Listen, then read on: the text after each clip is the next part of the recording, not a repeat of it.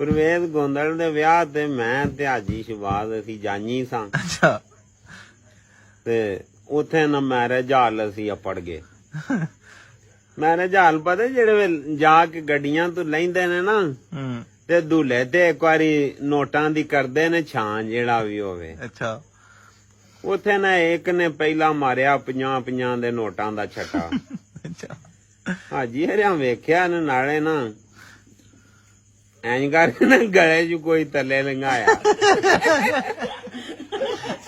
ਮੈਂ ਤੇ ਵੇਂਦਾ ਸਾਂ। ਅੱਛਾ ਝੱਟ ਬਾਅਦ ਨਾ ਇੱਕ ਹੋਰ ਨੇ 100 ਦਾ ਛੱਟਾ ਜਾ ਮਾਰਿਆ।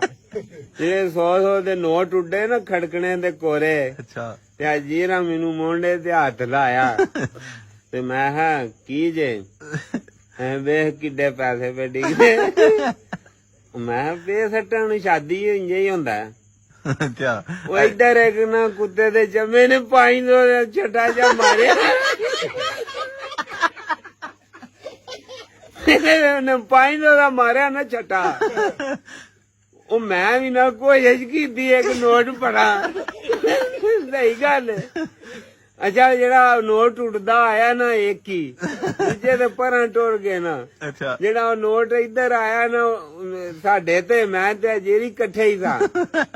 ਇਹਨਾਂ ਮੈਂ ਚਾਰਾ ਕਰਨ ਲਿਆ ਜੇਰਾਂ ਦਾ ਕੱਦ ਮੇਰੇ ਤੋਂ ਜ਼ਿਆਦਾ ਸੀ।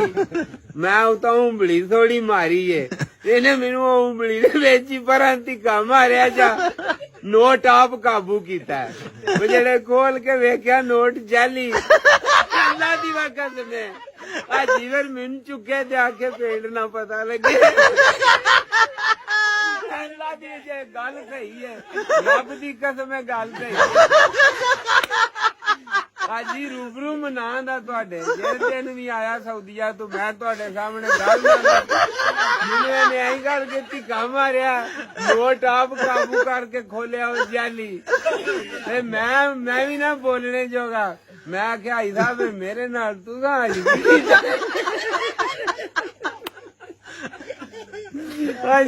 ਮੈਨੇ ਗੱਲ ਸੁਣਨਾ ਮੇਰਾ ਤੂੰ ਨਿੱਕੇ ਹੁੰਦਿਆਂ ਦਾ ਯਾਰ ਹੈ ਪਿੰਡ ਨਹੀਂ ਪਤਾ ਲੱਗਣ।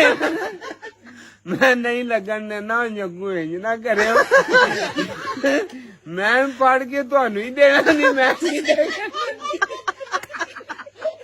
ਕਹਿੰਦਾ ਜੇ ਤੇ ਹੁੰਦਾ ਅਸਲੀ ਦਾ ਤੇ ਤੈਨੂੰ ਮੈਂ ਦੱਸਣਾ ਸੀ ਨੋਟ ਜਾਣਾਂਗੇ। ਮੈਂ ਇੰਜ ਕਰਕੇ ਗੱਲ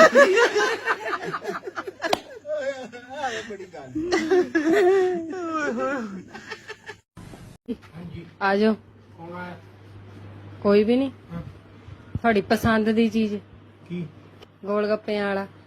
ਪੈਸੇ ਨਹੀਂ ਲੈ ਕੇ ਜਾਣੇ ਜੇ ਤੈਂ ਦੇਣੇ ਆ ਹਾਂ ਤਾਂ ਖਾਣੇ ਆ ਜੇ ਮੈਂ ਨਹੀਂ ਖਾਣੇ। ਨਹੀਂ ਮੇਰੇ ਕੋ ਹੈ ਨਹੀਂ ਪੈਸੇ ਉਦਾਂ ਫਿਰ ਮੈਂ ਆਪਣੇ ਆਪ ਖਾ ਲਊਂ।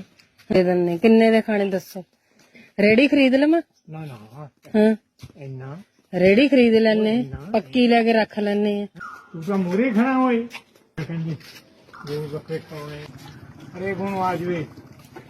ਆਂਟੀ ਆ ਜਾ ਗੋਲ ਗੱਪੇ ਖਿਲਾਈਏ ਵਧੀਆ।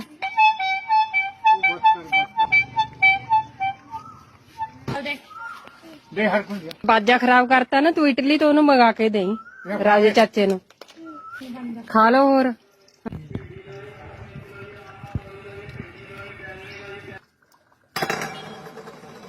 ਪੈਸੇ ਪੈਸੇ ਵੀ ਦੇਣੇ ਆ ਪਾਪਾ ਜੀ ਇੱਧਰ ਪੈਸੇ।